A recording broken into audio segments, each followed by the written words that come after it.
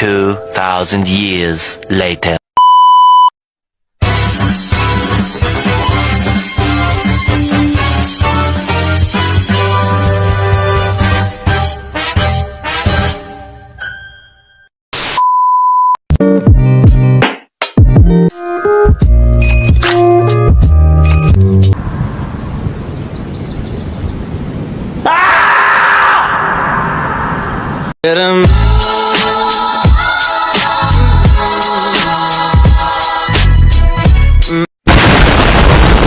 A few moments later. Pencegahan infeksi nosokomial. Apa itu infeksi nosokomial? Infeksi nosokomial adalah infeksi silang yang terjadi pada perawat atau pasien saat dilakukan perawatan di rumah sakit. Infeksi nosokomial adalah infeksi yang terjadi di lingkungan rumah sakit.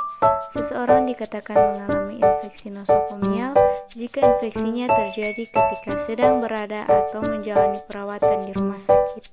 Menurut WHO 2005, infeksi nosokomial merupakan salah satu penyebab utama dari meningkatnya angka morbiditas dan mortalitas yang dapat menghambat proses penyembuhan sehingga mengakibatkan masalah baru dalam bidang kesehatan, antara lain meningkatkan hari rawat dan bertambahnya biaya perawatan serta pengobatan pasien di rumah sakit. Menurut Herpen 2012, infeksi nosokomial merupakan masalah perawatan kesehatan yang penting di seluruh dunia. Terjadinya infeksi nosokomial yaitu peningkatan angka kesakitan dan kematian, penambahan dari perawatan, peningkatan biaya perawatan dan ketidakpuasan baik pasien maupun keluarga. Tempat utama infeksi nosokomial antara lain luka operasi atau luka traumatik, traktus, respiration atau urinarius, serta aliran darah. Infeksi nosokomial dapat bersifat eksogen dan endogen. Organisme eksogen adalah satu jenis organisme yang berada di luar klien. Contohnya organisme eksogen yaitu infeksi pasca operasi. Organisme endogen adalah bagian dari flora normal dan organisme virulen yang dapat menyebabkan infeksi. Contoh organisme endogen yaitu klien yang memakai beberapa antibiotik dalam lingkungan rumah sakit dan terkena infeksi C. difficile sebagai akibatnya. Asal kata nosokomial, istilah nosokomial ini berasal dari bahasa Yunani yaitu nosokomeion yang berarti rumah sakit. Nosos penyakit, komeo merawat. Infeksi nosokomial dapat diartikan sebagai infeksi yang berasal atau terjadi di rumah sakit. Cara penularan infeksi nosokomial. Menurut Samuel 2010, mikroorganisme ditransmisikan di rumah sakit oleh beberapa cara dan beberapa mikroorganisme mungkin ditransmisikan oleh lebih dari satu cara. Adapun 5 cara utama penularan termasuk kontak, droplet udara, peralatan umum, dan vektor-borne. Menurut Ibrahim 2011, cara penularan infeksi nosokomial bisa berupa infeksi silang atau cross-infection, yaitu disebabkan oleh kuman yang didapat dari orang atau penderita lain di rumah sakit secara langsung. Infeksi sendiri, self-infection, yaitu disebabkan oleh kuman dari penderita itu sendiri yang terpindah dari satu tempat ke jaringan lain. Infeksi lingkungan, intravenous infection, yaitu disebabkan oleh kuman yang berasal dari benda atau bahan yang berada di lingkungan rumah sakit. Pertama, penularan secara kontak. Penularan ini dapat terjadi secara langsung ataupun tidak langsung dan droplet. Kontak langsung bila sumber berhubungan langsung dengan penjamah, misalnya person to person. Pada penularan infeksi virus hepatitis A secara fekal oral. Yang kedua, penularan dengan perantaran vektor. Penularan dapat terjadi secara eksternal maupun internal secara eksternal apabila hanya terjadi pemindahan secara mekanis dari mikroorganisme yang menempel pada tubuh vektor, misalnya si legal dan salmonella oleh lalat. Yang ketiga, penularan melalui common fecal. Penularan ini melalui benda mati yang telah terkontaminasi oleh kuman dan dapat menyebabkan penyakit lebih dari satu penjamu seperti darah atau produk darah, cairan intravena, obat-obatan, dan sebagainya. Yang keempat, penularan melalui udara dan inhalasi.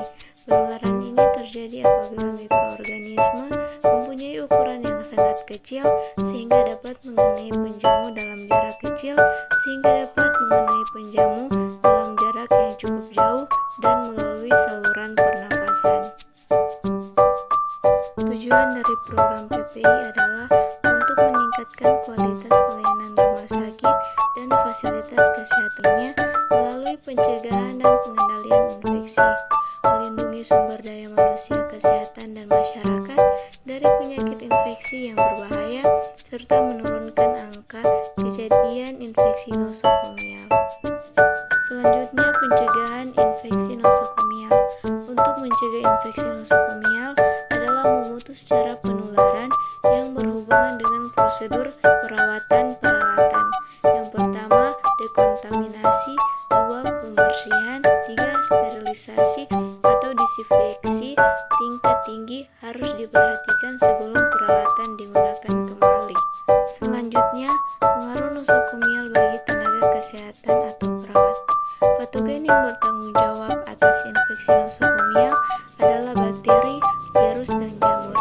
Prevalensi infeksi yang disebabkan oleh mikroorganisme ini bervariasi di antara populasi pasien yang berbeda, keadaan tempat perawatan kesehatan yang berbeda, fasilitas berbeda, dan negara yang berbeda. Mengapa infeksi nosokomial penting?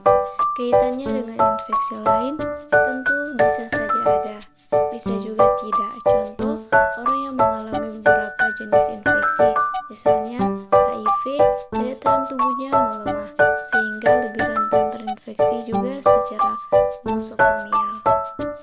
Selanjutnya, penyebab terjadinya infeksi nosokomial. Yang pertama, agen infeksi. Menurut Samuel 2010, meskipun virus, jamur, dan parasit dikenal sebagai sumber infeksi nosokomial, tetapi agen bakteri tetap dikenal sebagai penyebab yang paling umum dalam menyebabkan infeksi nosokomial. Yang kedua, respon dan toleransi tubuh. Pasien usia muda dan usia tua berhubungan dengan penurunan resistensi tubuh terhadap infeksi. Kondisi ini lebih diperberat bila penderita menderita penyakit kronis. Keadaan ini akan meningkatkan toleransi tubuh terhadap infeksi dari kuman yang semula bersifat oportunistik. Obat-obatan yang bersifat imunosupresif dapat menurunkan pertahanan tubuh terhadap infeksi. Selanjutnya, faktor resiko infeksi nosokomial. Menurut Hasbi Ibrahim tahun 2011, penularan infeksi nosokomial sama dengan infeksi pada umumnya, dipengaruhi oleh 3 faktor utama. Yang pertama, sumber penularan mikroorganisme penyebab. Yang kedua, tuan rumah susceptible. Yang ketiga, cara penularan mikroorganisme. Sumber infeksi adalah flora endogen penderita diri sendiri atau dari benda-benda penderita, termasuk obat-obatan dan alat kedokteran dan tempat yang terkontaminasi. Selanjutnya, pencegahan dan pengendalian infeksi nosokomial. Dalam mengendalikan infeksi nosokomial di rumah sakit, 3 hal yang perlu ada dalam program pengendalian infeksi nosokomial. Di antaranya, yang pertama, adanya sistem surveillance yang mantap. Suatu penyakit adalah tindakan pengamatan dan sistematik dan dilakukan secara terus-menerus terhadap penyakit tersebut. Yang kedua, adanya peraturan yang jelas dan tegas serta dapat dilaksanakan dengan tujuan untuk mengurangi risiko terjadinya infeksi. Yang ketiga, peraturan-peraturan ini merupakan standar yang harus dijalankan setelah dimengerti oleh petugas. Yang komponen utama standar pencegahan dan pengendalian infeksi nosokomial dalam dalam tindakan operasional mencakup kegiatan sebagai berikut. A. Mencuci tangan. Mencuci tangan sebaiknya dilakukan pada air mengalir dan dengan sabun yang digosokkan selama 15-20 detik. Mencuci tangan dengan sabun bisa dengan air bersih, sama efektifnya mencuci tangan dengan sabun antimikroba. B. Masker. Masker dipakai untuk mencegah percikan darah atau cairan tubuh memasuki hidung atau mulut. Petugas kesehatan menahan cipratan yang keluar sewaktu petugas kesehatan berbicara, bersin, dan batuk. Mencegah partikel melalui udara atau droplet dari penderita penyakit menular atau tuberkulosis. C. Pelindung mata dan wajah. Pelindung mata dan wajah harus dipakai pada prosedur yang memiliki kemungkinan terkena percikan darah atau cairan tubuh. Perlindungan mata harus jernih, tidak mudah berebun, tidak menyebabkan distorsis, dan terdapat penutup di sampingnya. D. Gaun pelindung. Pemakaian gaun pelindung untuk melindungi baju dan kulit petugas kesehatan dari sekresi respirasi. E. Apron. Terbuat dari karet atau plastik, merupakan penghalang tanah air sepanjang bagian depan tubuh petugas kesehatan.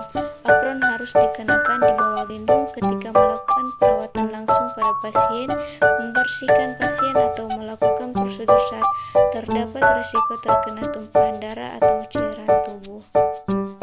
Selanjutnya, praktik keselamatan kerja. Praktik keselamatan kerja berhubungan dengan pemakaian instrumen tajam seperti jarum suntik. Hal ini meliputi hindari menutup kembali jarum suntik yang telah digunakan.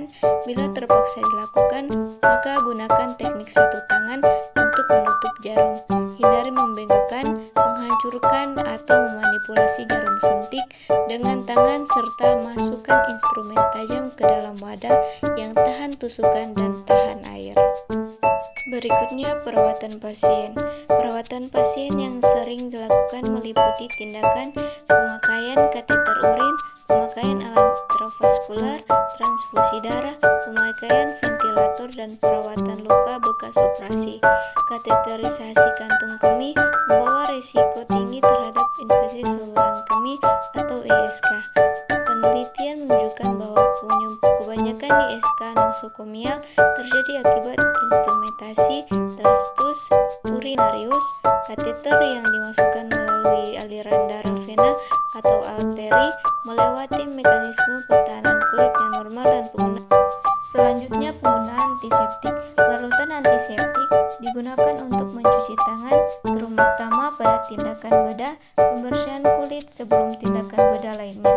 Instrumen yang kotor, sarung tangan bedah, dan barang-barang lain yang digunakan kembali dapat diproses dengan dekontaminasi, pembersihan, dan sterilisasi atau disinfeksi tingkat tinggi atau DTT untuk mengendalikan infeksi. Yang terakhir, dampak infeksi nosokomial. Infeksi nosokomial dapat memberikan dampak sebagai berikut. Yang pertama, menyebabkan cacat fungsional secara stres emosional. Yang kedua, dampak tertinggi pada negara berkembang dengan prevalensi HIV atau AIDS yang tinggi. Tiga, meningkatnya biaya kesehatan di berbagai negara yang tidak mampu. Yang keempat, morbiditas dan mortalitas semakin tinggi. Yang kelima, adanya secara hukum dan